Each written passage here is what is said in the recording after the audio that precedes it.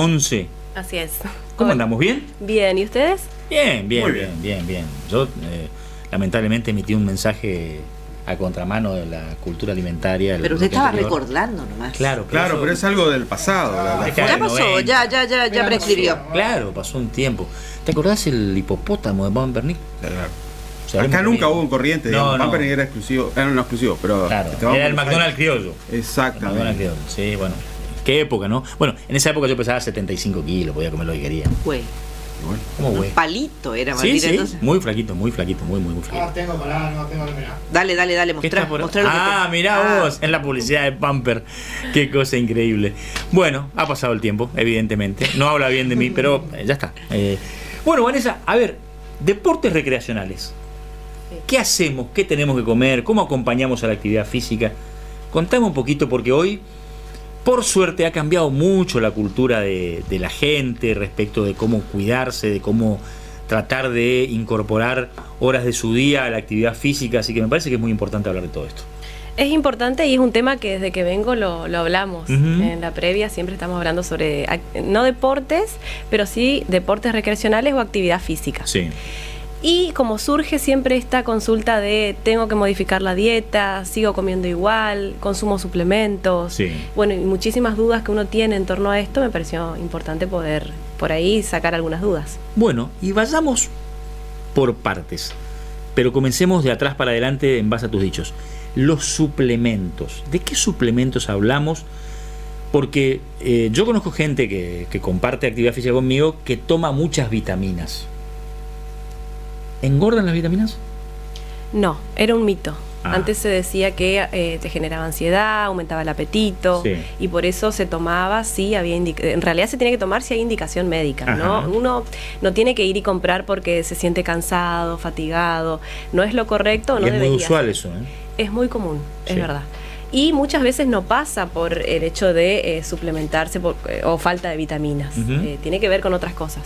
Entonces estaría bueno, que sea con indicación médica y sacar este mito de engorda si consumo vitaminas. Si lo necesito, es bueno tomarlo y es lo necesario, digamos. muchas veces caemos en esa práctica por el dice que, porque el que está al lado mío, por el que juega conmigo, no sé, al pádel, al fútbol o lo que fuere, lo hace. Y ahí cometemos el gran error, ¿no? Porque cada organismo tiene sus características. Sí, te referís más a suplementos como claro. proteínas, Claro, creatinas, sí. exactamente. En realidad cuando uno inicia una actividad es como que queremos de golpe modificar todo y agregar todo. Entonces muchas veces uno ya quiere incorporar suplemento de proteínas, creatina, que es algo que se consume mucho, para ayudar el rendimiento, para optimizar los resultados, para cubrir por ahí Sí. falencias en cuanto a la comida. Por ahí no me da el tiempo, trabajo todo el día, ando de acá para allá, entonces... ¿Eso está bien? ¿Reemplazar la comida por este tipo de elementos? Y en mi caso justamente lo uso para eso. Cuando uno entrena, cuando uno tiene un objetivo y bueno, tiene una rutina y bueno, no solo entrenamos, sino que también trabajamos, tenemos una vida afuera, entonces cuando no nos dan los tiempos, ese es el momento donde el suplemento empieza a reemplazar, si se quiere, los alimentos naturales. No es lo ideal, por supuesto que no, porque sabemos que son ultraprocesados, sabemos Sí. que tienen agregados, pero si es necesario es lo mejor, Mito número 2. sí. Los que toman algún tipo de suplementos y o anabólicos, cuando envejezcan, se les cae toda la mercadería. Se les cae la musculatura, se les cae... Se dice mucho eso. Bueno, por favor. Inclusive Te voy a poner el antes, inclusive antes de que uno envejezca, ¿no? Sí, pero estamos hablando de mitos. Claro, igual son como, hay tantas opciones y hay tantos suplementos y bueno, y tantas cosas para consumir que es muy variado.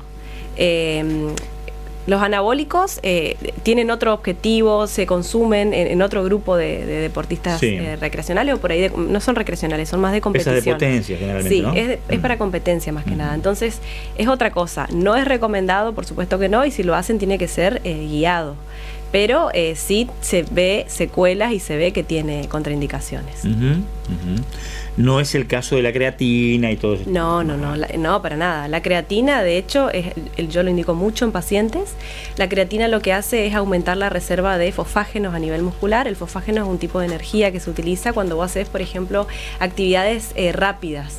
Por ejemplo, levantamiento de pesas, que vos necesitas enseguida energía en pocas repeticiones. Cuando vos haces un pique de carrera, por ejemplo. Algo anaeróbico. Sí. Y ahí se usa ese tipo de energía que dura unos segundos. Entonces la creatina vos la consumís y lo que hace es aumentar esa reserva y que vos tengas mayor rendimiento. Sería como un combustible de alta potencia. Claro, Cuando algo vos así. redoblás. Entonces te permite esto de cuando vos querés ir incrementando el levantamiento de pesas, por ejemplo, querés tener más rendimiento, más potencia, para eso se usa la creatina. Ahora, Vanessa, enfoquémonos en los alimentos y fundamentalmente en los naturales. ¿Qué cosas recomendás si es que alguien, le quiere dedicar constancia a la actividad física y todos los días hacer, qué sé yo, una hora y media de ejercicios, ya sea o jugando al pádel o jugando al tenis o saliendo a correr por la costanera o algún lugar? Claro, lo que sea que hagan. Es importante tener una estructura alimentaria. Es decir, por ejemplo, lo típico es desayuno, almuerzo, merienda, cena. Sí. Es importante el consumo... 4 comidas. Es importante el consumo de proteínas en el día. ¿Se acuerdan cuando vine la primera vez me preguntaron cuánto se aconseja consumir? En alguien que realiza actividad física podemos llegar hasta los 2 gramos por kilogramo peso día. Si es una persona que tiene 50 kilos, debería de consumir 100 gramos de proteínas en el día, pero distribuidos a lo largo del día. Entonces uno lo que tiene que hacer es fraccionar esos 100 gramos en un aporte en desayuno, en almuerzo, en merienda y cena. Más o menos podemos hacer 15 gramos, por ejemplo, en desayuno o merienda, y después el resto dividimos en... ¿Una persona que pesa cuánto dijiste? Dije 50 kilos por decir, porque es 2 gramos por kilogramo. Sí. Entonces es el doble de tu peso. Una que pesa 60 va a ser 120 gramos por día. Y la idea es distribuirlo, por eso se dice aportes en bloques. Yo te voy dando proteínas de alta biodisponibilidad, que quiere decir que se absorban la mayor parte, en 4 bloques. Ponelo en alimentos. ¿Cuáles de esas proteínas ponelo? Y las que más consumimos o las que más doy es huevo, pollo, carne de res, leches proteicas que vienen ahora. Sí. Siempre me quedo en esos alimentos que son los que tienen proteínas de alta biodisponibilidad. Ajá.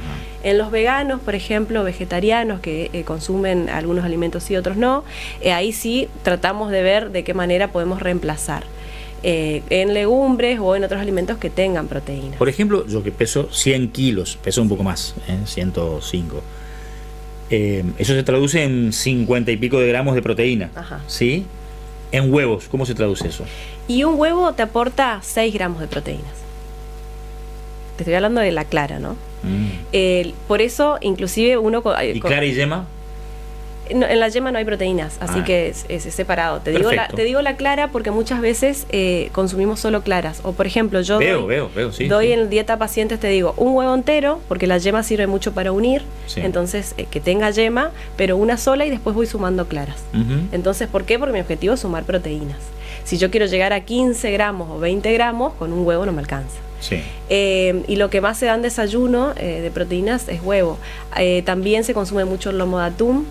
Por ejemplo, algunos como colaciones consumen una rapidita con lomo de atún, que también tiene un aporte importante de proteínas. Puedes llegar a 15, 18 gramos de proteínas en esa porción.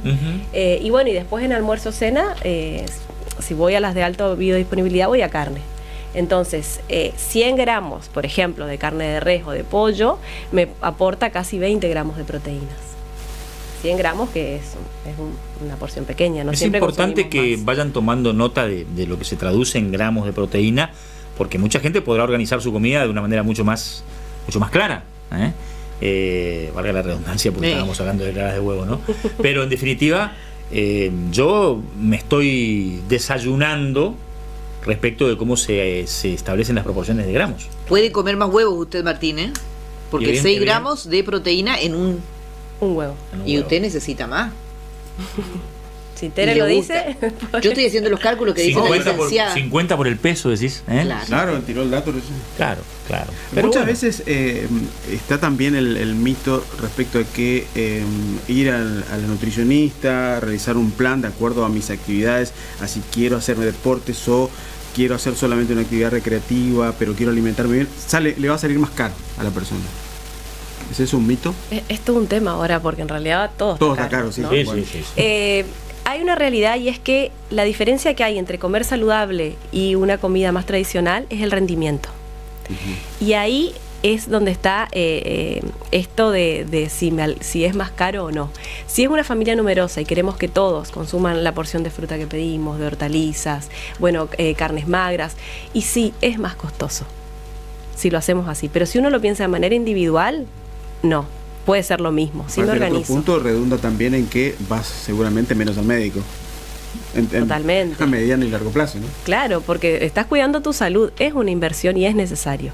Y también tiene mucho que ver cómo uno se organiza con la compra. Ajá. Si uno se organiza con la compra, va mayorista, se va al mercado, busca precios, podemos llegar a gastar lo mismo. Si vamos todos a un solo lugar a comprar todo, por ahí no lo tenemos en cuenta y suele ser más costoso.